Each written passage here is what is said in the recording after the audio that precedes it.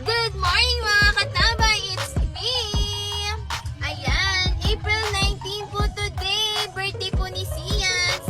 Sabrina Rickshan M. Bautista. Happy birthday! I love you, my pamangkin.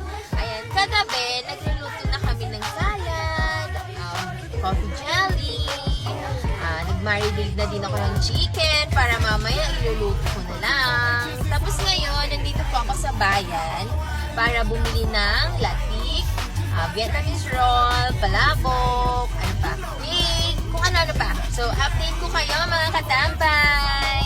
Ayan, nandito po ako sa bayan. So, wait lang. Lalabas na din ako. Update ko kayo mamaya mga katambay.